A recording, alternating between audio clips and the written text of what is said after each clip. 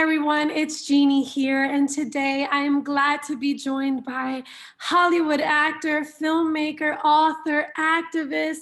He has over 60 films under his belt. Hercules, the man himself, Kevin Sorbo. How are you? I mentioned. I'll always take Hercules. Without that, I wouldn't have had the rest of the career I've had. I loved that show for 7 years. It was an awesome chapter of my life. Well, that's how I was first introduced to you, and this was before I even knew anything about God. So it's beautiful to be here now, so many years later, and know that you're also a man of faith, and you're doing so many awesome things for the kingdom. So, Kevin, you have a new film, part 2 of the film, The Climate Hustle Part 2, coming out, I know you guys were scheduled for a Phantom event. How did COVID interfere? Did that actually take place? Yeah, no, we got the Fathom event did happen. It's out there, so now it's out there available on streaming. It's also out there in DVD. People can go to climatehustle2.com, I believe it is. I hope that's right. Yeah. And they can look at the movie that way. Look, here it is. It's just another look at the other side of the issue. I mean, we always tend to have like the mainstream media. Everything's in Hollywood seem to push one narrative, and they never want to show the opposing views. This just shows the opposing views. I'm the guy in there that sort of introduces different people that they've talked to, different people that they already filmed when I wasn't even part of it. I came on as sort of narrator guy, but also an on-camera guy. Yeah. And it's just a wonderful way to say, hey, let's get educated on both sides of the issue and then decide for yourself what you want to believe. When I initially heard the title Climate Hustle, I was like, what does that mean? Can you share kind of what Climate Hustle means? Well, it's just, the first one I had nothing to do with, did very, very well for them as well. It's just, this whole hustle, this whole idea that we have to look at the end of the world right now, that all these temperatures are going up, temperatures are going up. And the reality is, when they sit there and say the polar ice caps are melting, the polar ice caps are doing fine. Polar bears are doing fine. But it's always, we love to keep everybody in fear. It's like, look at what COVID is doing right now. Fear is an amazing weapon into people's lives, and they're using fear to control our lives as well. And instead of getting more educated on both sides of the issue, we never really get that. So this is a chance for people to get a chance to look at the other side, like I said. And I learned a lot from this. It was incredible for me to hear things. You look at the last president, Obama, and what he did, pushing this narrative and spending billions of our tax dollars on it. You're going, well, wait a minute. You just bought a $12 million mansion on the ocean. So obviously you don't care too much about the big changes in the world that are supposedly going on. Wow. You know what? I'm all for the green of the world. Yeah, sure. Why not? Electric cars? Sure. I have no problem with that. But don't sit there and tell me there's only one side of the issue. There's always two. There's actually 3 sides, right? Yours, mine, and the cold, hard truth. But check it out and make up your own mind. That's what I was going to ask. How do people get away with pushing this narrative? You've said there's no scientific proof, and even Climate Hustle Part 1 has showed that there's no scientific proof to the fact that there's the global warming predictions that we heard, we do hear still in the media. Oh, it's cultish with these people. I mean, look, it's like watching, if you're a sports fan for a particular team and you're watching them play football or basketball, and then they get a call against them from the officials that you start screaming about, that wasn't holding, and the other half are going to go, yes, it was holding. So you're always getting, no matter what you say or do, it seems like there's always a 50-50 split down the middle of like, they're going to agree with you, those people are going to come after you and disagree with you. So once again, I would look at Climate Hustle 1, Climate Hustle 2, for those of you out there that are totally in for that the world's coming to an end, global warming, and check it out and just really look at what these other people have to say. I'm not the expert on this, okay? We bring people in that are experts. I kind of play the antagonist a little bit with it as well. So please check that out and make up your own mind. But I do have a couple other things I want to talk about here as well. Okay, awesome. Well, let me know. Let's go. Let's jump in. Well, I've one that actually today, November 19th, November 20th, and 23rd is my latest documentary that I narrated. I'm also on camera with John Lennox. John Lennox is a retired math professor from Oxford, England. We spent 3 weeks in, he's an apologist as well. He's debated all the great atheists of the world, from Singer to Dawkins and Hitchens. And I spent 3 weeks in Oxford, England, and 2 weeks in Israel with him. It's called Against the Tide. It's going to be in theaters at 7 o'clock tonight, the November 19th, 20th, and 23rd. Go to againstthetide.movie. That's againstthetide.movie. Plug it in, plug in that link, plug in your zip code. I'll show you what theaters near you. Look at the trailer. It's an amazing look at proving God in a scientific world. And it's really, really fascinating. I think people of all faiths, non-faiths, whatever, will find this incredibly entertaining. John's an amazing man, and he's a man of God, but he's also a man that is a very bright mind and looks at the science evidence that God does exist. And it's pretty incredible. I think people find this another useful tool. I call it apologetics for dummies like me. It's a perfect way for people of faith to defend their faith in an ever-increasing world that wants to get rid of Christianity for whatever reason.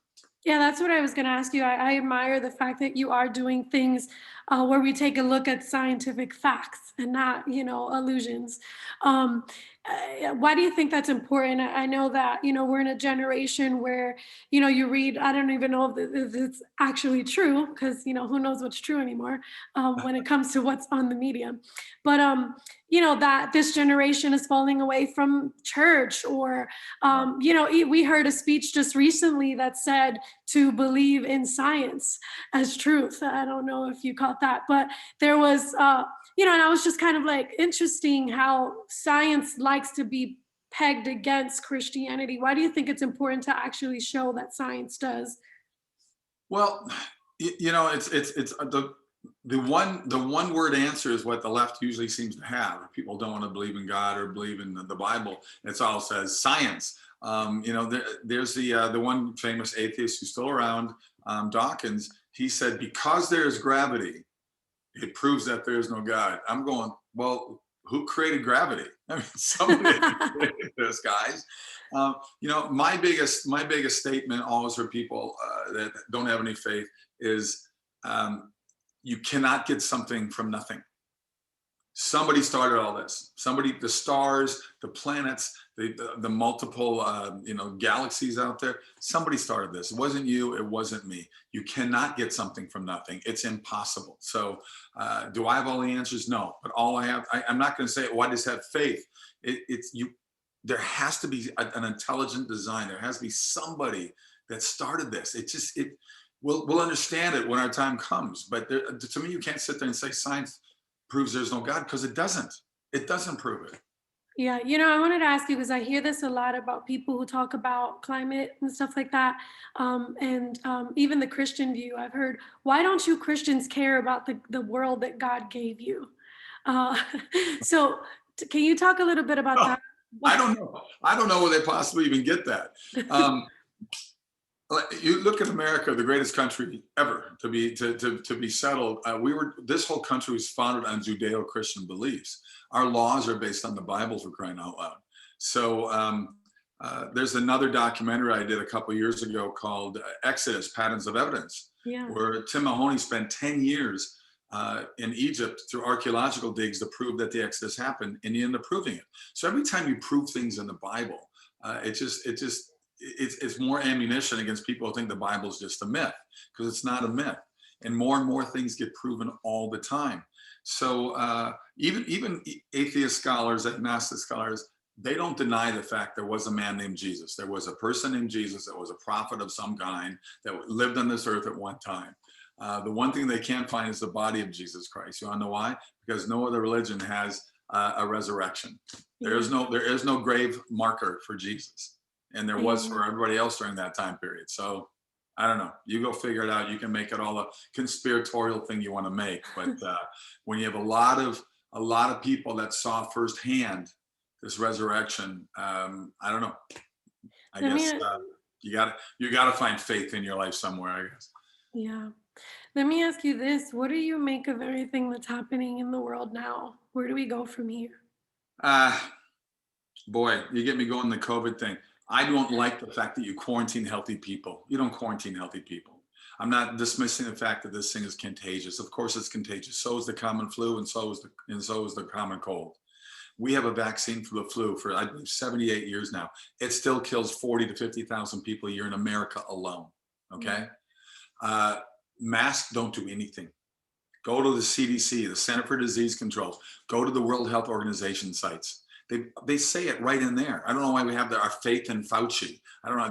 This guy even said masks do nothing. And then he changed his mind 2 months later when he had to jump on board with everybody else, whatever kind of game they got going on.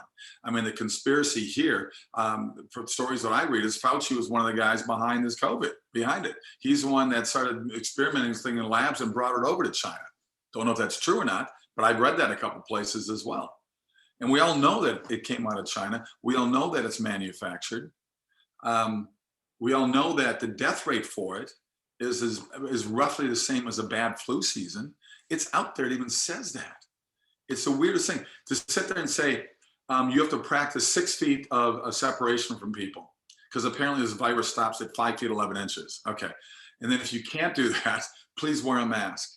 And then you find out it can go through your eyes. I mean, you're not going to, people who are healthy, people who have physical healthy bodies are not going to die from this. From the facts I read, the statistics coming out, if you get it, you have a 99.7% chance of surviving it. Pretty much like the flu. In fact, I think the flu is probably even worse. Did you notice that the last season there was no deaths from flu? Everything was a COVID death, everything. Yeah. And look at the numbers. They say it's going up. Of course it's going up. If you open up something and everybody's got a cold, then more people are going to get a cold. How do you build up your immune system in the existence of mankind? And what is the percentage of, let's just take college students and younger, from birth to 22 years old. How many people died from COVID? How many? And if they did die, did they have pre-existing conditions? Because everywhere I'm reading, the average age is over 80 years of age, and everybody, almost without fail, had pre-existing conditions. Whether they had cancers, they were overweight, they were heavy smokers, whatever those things may be, there's people that already had conditions. We need to protect the people that have the potential to die from this, and not sit there and put a mask on a 5-year-old child. I think that's child abuse. What are these kids, what's going through their mind when they look at the world now with a mask on their face? This is all about control. There's a lot more going on here that they're not letting us know. I know they talk about a thing about the Great Reset or something, but they're destroying millions of people's lives and businesses. And suicide rates are up 30%. Why are we not talking about that? You know? Let me ask you this. When you point out, the hypocrisy in the media, or you're so vocal about these things in Hollywood, do you get pushback? Is it like you have to now work to just do your own stuff because you won't get work in Hollywood? I've been pretty much doing my own stuff for 10 years now. Yeah, I got to push Yeah. back from Hollywood a long time ago. Look, Hollywood doesn't owe me anything. I had two great series with Hercules and Andromeda. Started doing some movies. I got more vocal about 10 years ago, and my agent manager said, we can't deal with you anymore. I mean, it's amazing that I'm so tired of the hypocrisy in Hollywood too. They scream for tolerance. They scream for freedom of speech. Those are one-way streets. You can't have a differing opinion. Here's what I don't get. I don't get angry at people for having a different religious point of view or having a different political point of view. Why can't we have a discussion? That's what freedom of speech is about. We're losing freedom of speech. Look, I get blocked from Facebook and Twitter all the time because I post the truth. They don't want the truth. What is wrong with posting things that are the truth out there right now? Why are so many millions of people sucked into one road and not even looking to budge and try a different path? That they're just like, no, this is the way it is. We are such sheep out there. And it's amazing to me that people just got the white flag up and they say, I give up government. Please take care of me for the rest of my life. Our country, America's heading down a wrong road, and we need more people to be not only spiritual warriors, but just common sense warriors. And I'm grateful that you have been releasing content like this and just doing whatever you feel called to do regardless of that. Is there anything else that you would like to share about what's coming up or what you're doing? Well, yeah, I've got 3 movies done in the can. They'll be out next year. One I directed called Miracle in East Texas. It's a wonderful movie. I do want to go back to another documentary. I have the #1 streaming Christian movie for 4 straight months on Amazon right now. So thank you, Amazon, for keeping a Christian movie on there. And it's called Before the Wrath. Go to beforethewrath.com. It's a look at the book of Revelation. And that's another pretty thing. It's pretty fascinating. And we got scholars and pastors and priests, and we also have actors portraying during that biblical time where we tie in the book of Revelation with 2,000 years ago during Jesus's time. So Before the Wrath, it's pretty fascinating. And also, I've been wonderful movie streaming on Amazon that was in theaters.